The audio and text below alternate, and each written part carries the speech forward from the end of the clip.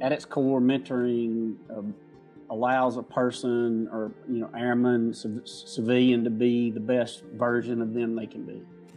And from an organization standpoint, whenever one is being the best version of them they can be, the organization benefits and the organization takes on higher levels of performance. I've got more than one mentor, and many that I've developed in terms over the years, and they're all walks of life, all different demographics. Some of them are former bosses, some of them are people that I've worked with projects on. But in terms of like best advice that I've received over the years, be yourself, be genuine, don't try to be somebody that you're not, and that means be the best version of you. Also, bloom where you're planted. Whatever it is, the job, tasks that you're afforded or given, do the best you can in that, and the results will take care of themselves. And finally, the most important job you have is the job you have today. Tomorrow will take care of itself. But you have to do the best you can do in the job you have today. The people who have mentored me, they provided me the benefits of their experience and wisdom, and probably saved me from making some mistakes that I would have made, because they made them before me. They've also provided counsel. They've given me an idea of what's next, but with the understanding that it was my job, to perform in the job that I was given at the time.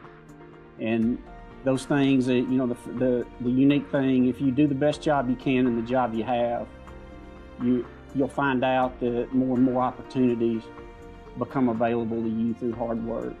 But mentors are sounding boards, counselors. They have information that you don't necessarily have, and that experience aspect cannot be overstated. I think Will Rogers said that good judgment comes from experience, and experience comes from bad judgment. So, learning those lessons and tapping into those lessons learned from mentors has helped me over the years. Well, I think mentoring is at its core, it's a relationship, and relationships are two-way streets. So I would say an effective mentoring relationship, number one, open communication. It's a two-way dialogue back and forth. Also, you have transparency. If you really want to get the most out of a mentoring relationship, you have to be honest and transparent with what's going on, or a mentor is not going to be able to really help you. And then finally, mutually beneficial. And by that I mean the mentee is not the only one that benefits from the relationship, the mentor benefits as well. And when you have a more seasoned or experienced mentor mentoring a junior person in the organization, it allows a senior leader to better understand kind of what's going on or how things have changed since they were at that point in their career, and it allows them to tap into what's changed.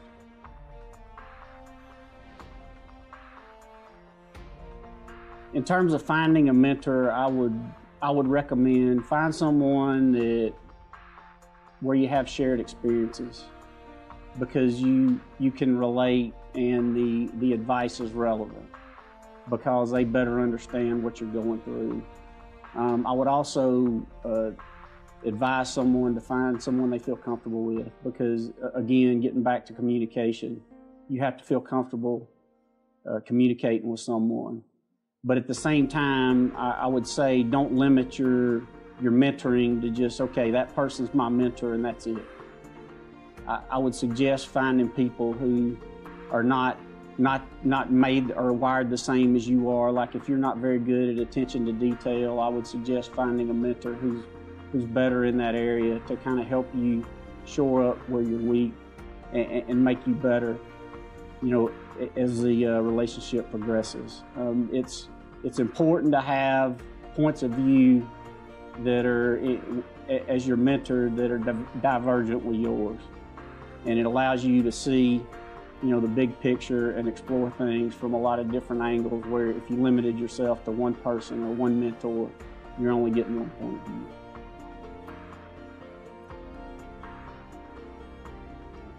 Oh, absolutely. I was a airman first class at Shaw Air Force Base. I joined the Air Force and was going to do 4 years, and that was it, and then go back home to East Texas. I had a couple of NCOs who now retired, who have since retired as chiefs, who saw something in me that I don't think that I really didn't see in myself, that I was capable of doing more and going further, and they encouraged me and took me under their wing, showed me the right way to do the job, what it meant to be a pro every day at work, prepared me for boards, to get recognition, and then pushed me to officer training school. I would not be where I'm at today without those two guys, and I stay in touch with them to this day, and they're retired chiefs. You don't, I wouldn't say in terms of effects, it's kind of it's a relationship. And sometimes I mentor a few officers as part of a formal maintenance officer mentoring program, because I'm a maintenance officer in the Air Force. And with those officers, it's a lot about career, it's career counseling, it's what's going on in their lives, it's, how, where your kid's at in school, looking at the assignment cycles, trying to help them navigate, all that as they advance, in the Air Force, and kind of, inform them on what's next, what they can expect, to kind of eliminate some of the, uncertainty that comes along, with what's around the corner. But, with that said, the most important job is the one you have today. However, it becomes more of a dialogue, if you will, where, we talk about things going on in the Air Force, things going on in their lives, and how to navigate that. There are other people that I mentor more informally, where I function as more of a sounding board. Hey, Colonel Eberlan, this is going on in my life right now. What do you think? This is the way I'm feeling. And it's being able to provide a objective view, if you will, of the circumstances, and provide them, a way ahead or some advice, or the way I would do it. And just because I would do it that way doesn't mean it's necessarily right. It's just tapping into that experience we talked about earlier.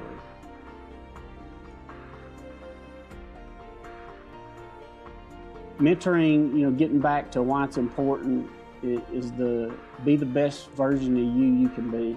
There's a lot of things, and that's really the only thing that you can control, is the best version of you. And a mentoring relationship helps set the conditions to be the best you can be. And by being the best you're going to make your organization better.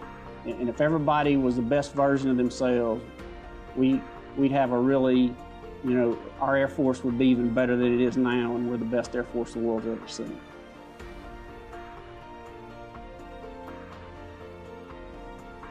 It's a way of paying it forward. It's a way of helping a person and giving back.